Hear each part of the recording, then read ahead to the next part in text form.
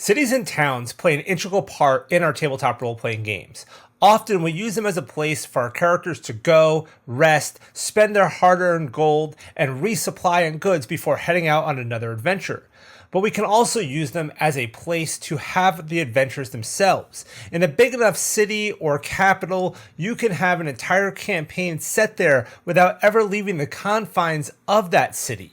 So it's really important to understand how to not only create these places, but flesh them out and understand how they work and who the people are there and how the government works and all these different aspects that make them feel alive. So today we're going to take a look at a book from Kobold Press that's going to help us do just that. Let's get into it.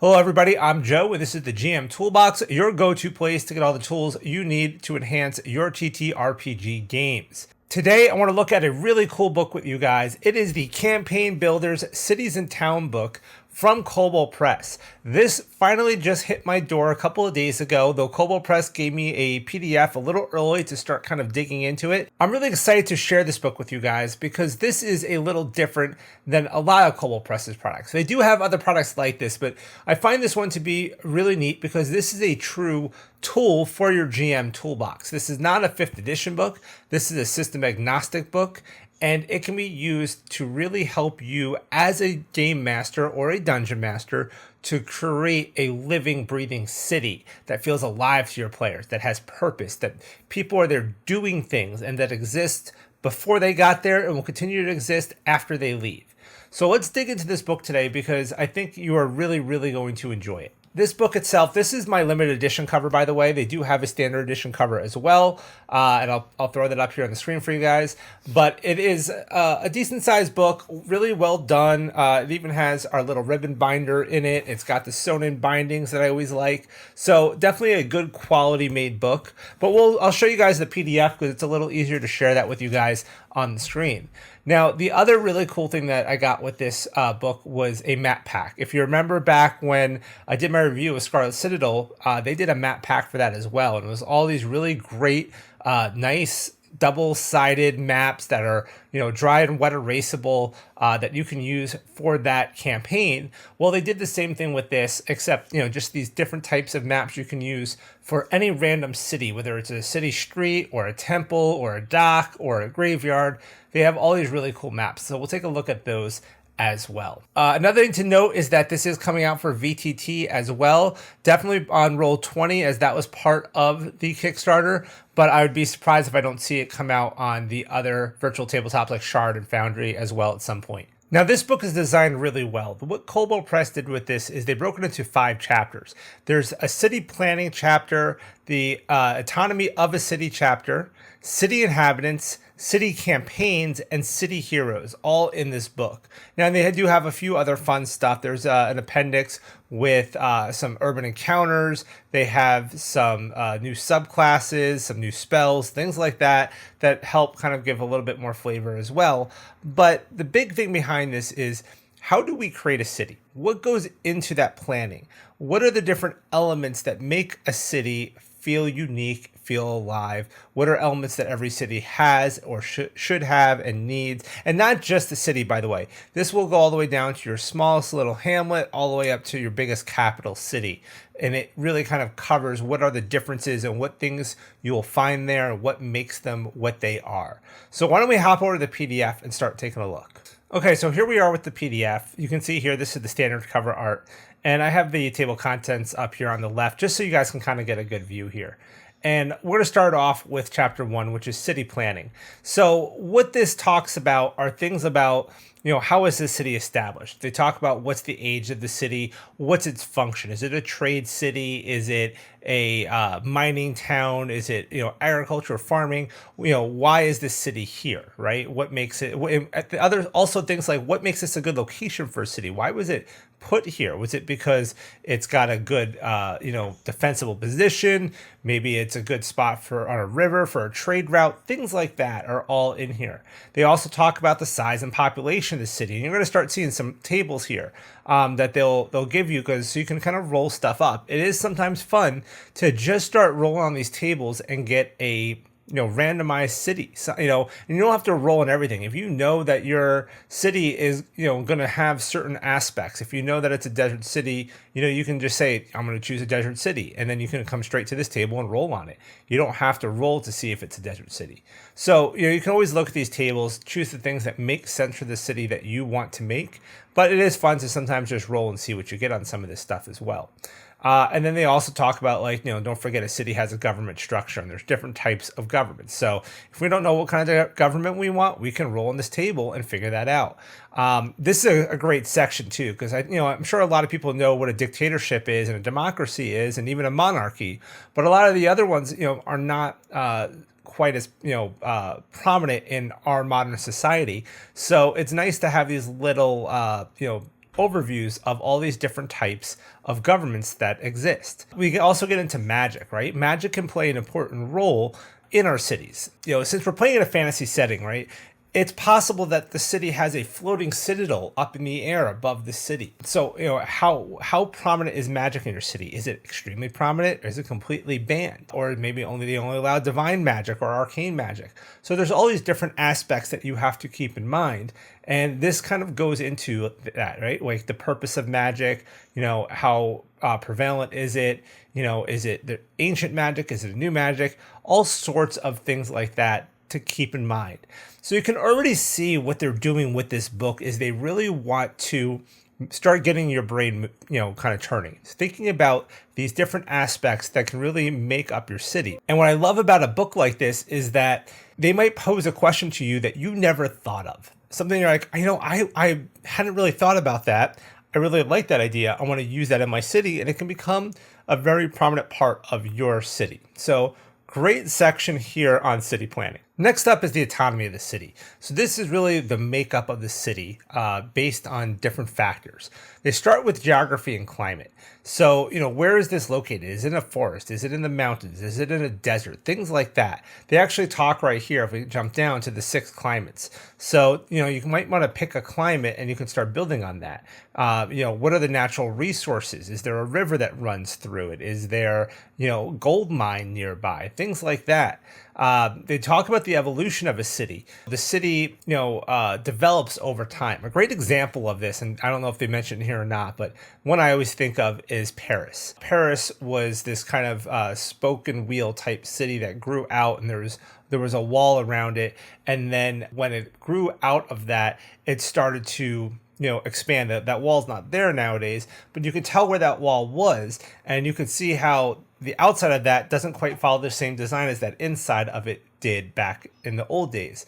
So, cities can grow and change over time, and you might see a city with rings, right? There might be an outer city and then an inner city with, the old wall. And that could play a part in if the city's ever under siege. If the outer wall is breached, they could fall back to that inner wall. Things like that happen in these cities, and it's something to think about.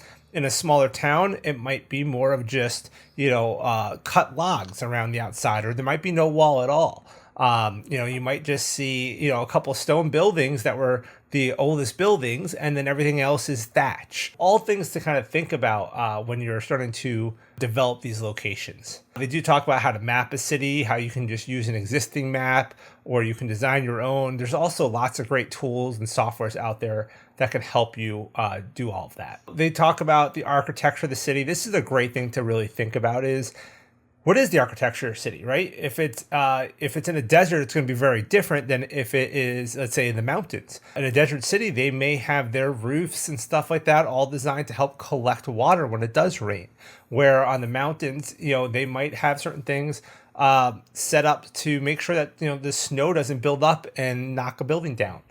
Stuff like that. So you want to see how your geography, your climate are reflected in the architecture. They also talk about reflecting the age of the city. If it's an older city, is there upkeep? Are buildings crumbling? Think about in Lord of the Rings, right?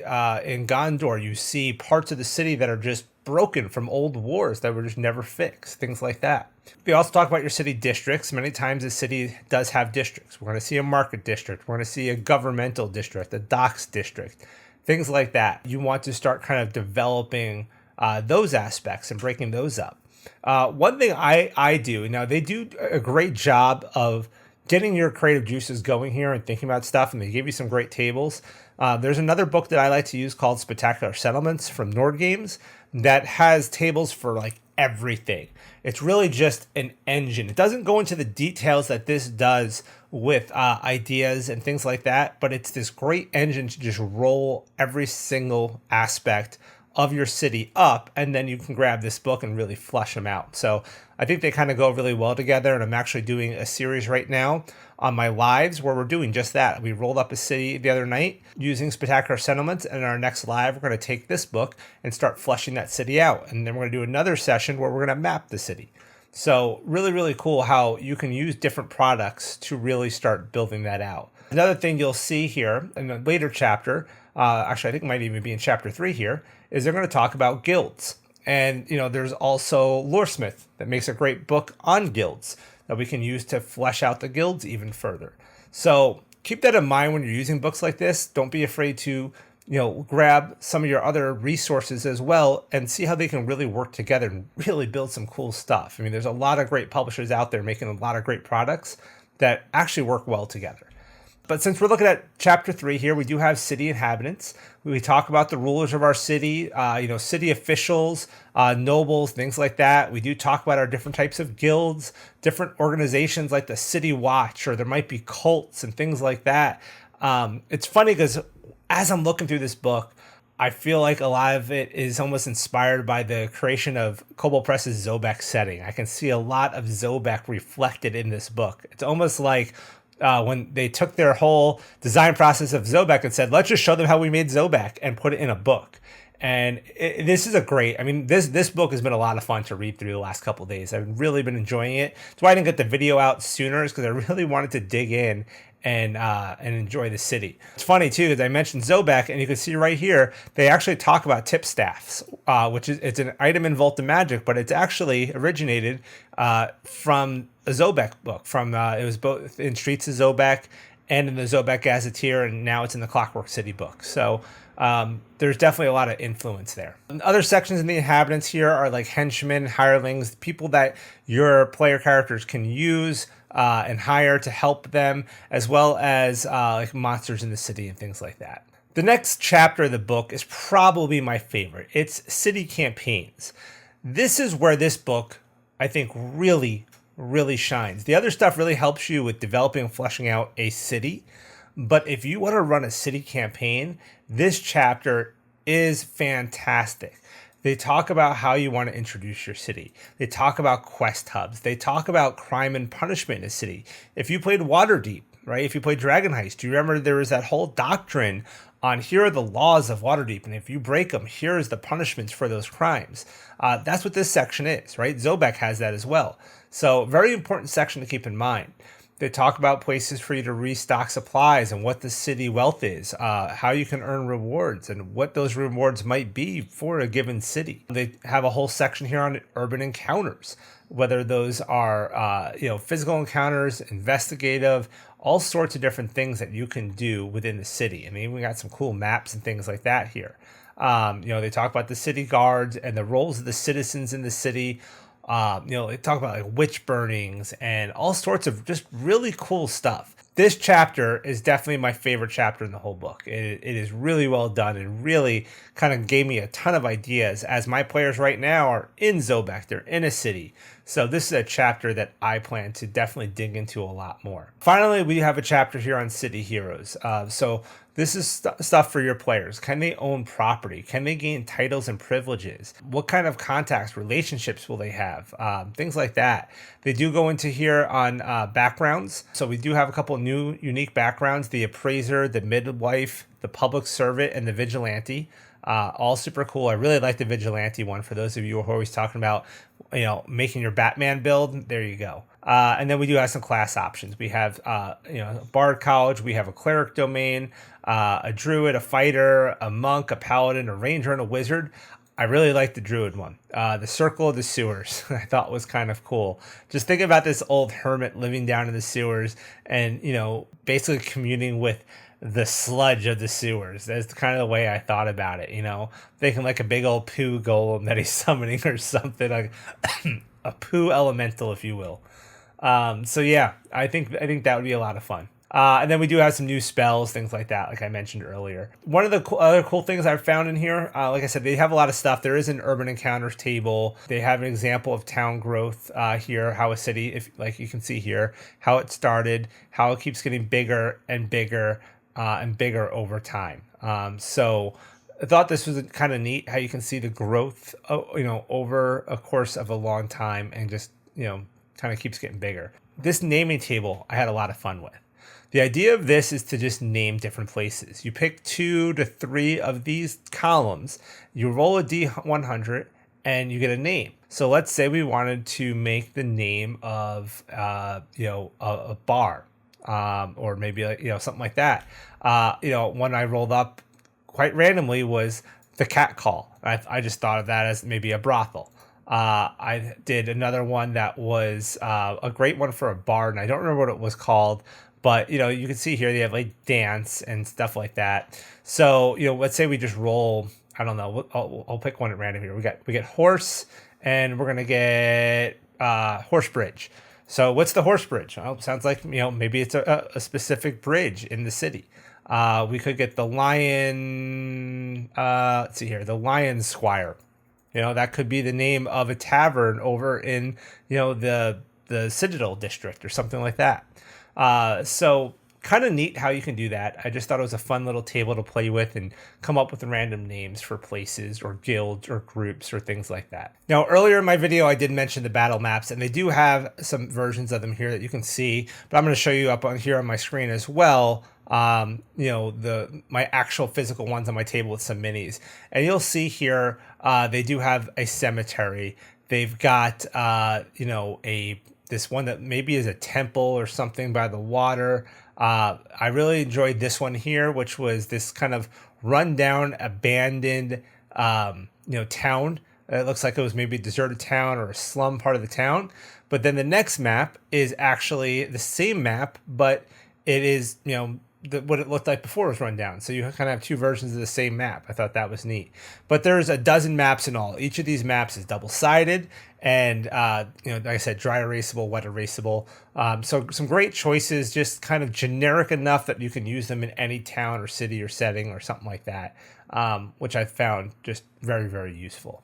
So overall, I really am enjoying this book. The way I personally, like I said, I'm using it is in combination with a lot of my other books that I have, things like Spectacular Settlements and some of my Loresmith books, and even some of my DM's Guild products that I have, to help kind of give more and more detail. It's almost like you start macro and then like you start macro with stuff, and then this book really helps you to start to get micro, and then other books can help you get even more and more micro and more detailed on specific places. So, I might use my Spectacular Settlements to tell me that there's, a blacksmith shop, a magic item shop, and a tailor shop in this part of the city. And then I use my Kobold Press book here to get more detail about that area of the city and those shops. And then I might go ahead and grab my Loresmith book on shops to actually get a name for that shop and maybe get, an inventory for that shop and the shop owners' names and things like that. So this is probably one of the coolest books that I have gotten for Kobold Press, in that instead of being an adventure or a monster book or something like that, it is a true tool for your toolbox. So definitely worth picking up. I'll put the link in the description below, where I believe it's probably still in pre-order, as they're still fulfilling Kickstarter backers right now. But if you don't have this book, definitely put it on your list. It's well worth picking up for any game master or dungeon master to help you really create living, breathing cities. Don't forget, these locations should feel alive. They should feel like they've been there for a long time, that the people there have lives and are doing stuff long before your players got there, right? This is not some video game where you walk in and there's a guy standing in the corner with an exclamation point over his head waiting to give you a quest, right? these people have lives and are doing things, and it should feel that way when your players get there. So this is an excellent book for doing exactly that. So make sure you check it out, make sure you pick it up, and let me know in the comments below what you think about this book. Do you think you can see yourself using it to create a city? And are there other books that you like to use for doing this very same thing, or that you can use in combination with this book? Let me know down below. And that's it for today, guys. Until next time, roll those dice.